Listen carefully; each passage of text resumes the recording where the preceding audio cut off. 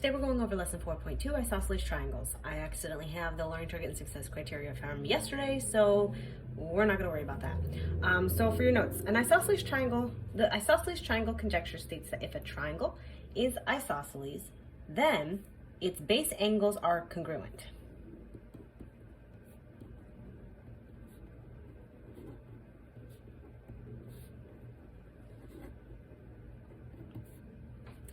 And the converse states that if a triangle has two congruent angles, then it is an isosceles triangle.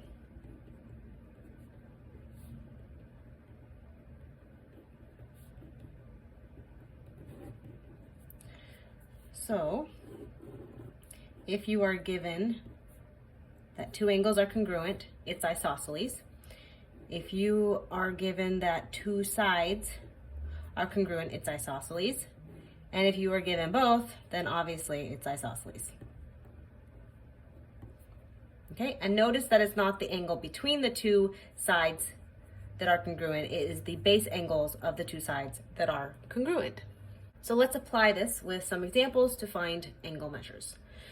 So this triangle is isosceles because these two sides are congruent. So that means that if we know this angle, we can find these because they are congruent to each other, since that is what the conjecture of isosceles triangle states. So because it's isosceles, then we just take 180, we subtract 22, and we divide it by 2. And so we get 79 degrees for each of these. So here again we have an isosceles triangle. We know that these angles are congruent because they are the base angles of these two congruent sides. We want to find the angle OLE. So OLE is actually this angle right here is what we want to find.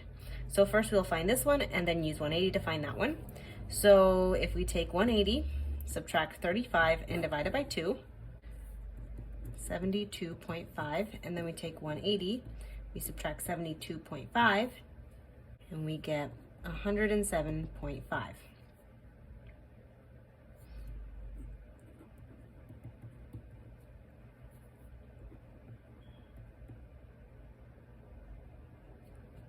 Okay, now here again we have these two angles. Now they're giving us a base, or sorry, these two sides, now they're giving us a base angle. So we know that this angle is congruent to it. We need to find angle G. So now we're going to take 180, subtract 63 twice, and we're going to get what G is, 54. All right, so now we're going to use the idea of isosceles triangles and everything we've learned so far to find the missing angle measures in this diagram. So we know this is, these are vertical angles, so B is also 56 degrees. We know that these are angles on a straight line, so we could take 180, subtract 56 degrees to find A, which is 124. Then, what else can we do? Then we know these are parallel lines, and this angle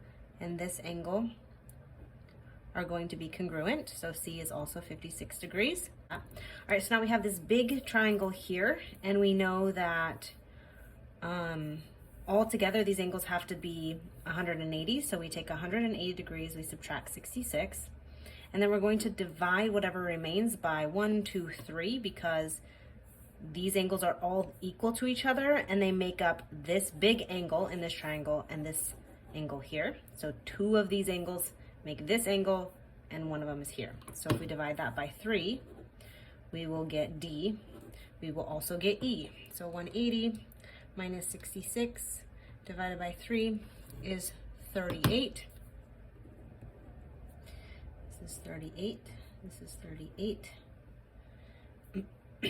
And then we know that this triangle down here is isosceles because these are marked. So we know that this is also 38.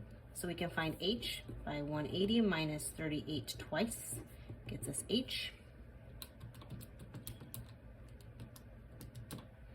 which is 104. And if we know that, we can find K, because 180 minus 104 is equal to K. So that's 76.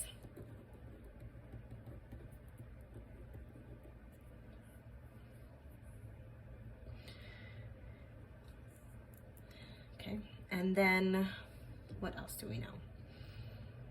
We can find F. So 180 minus 66 minus 38 equals F.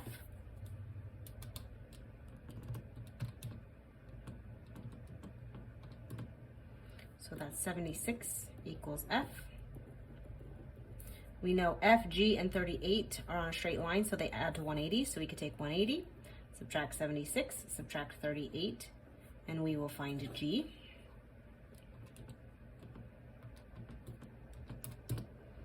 So that's 66.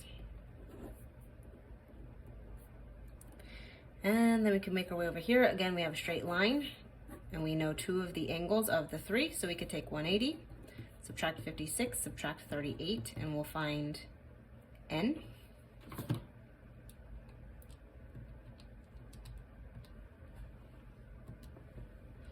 So that's 86.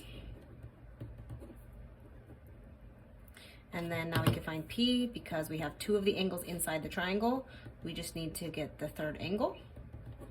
So we subtract 86 and 56 from 180, and we'll find P.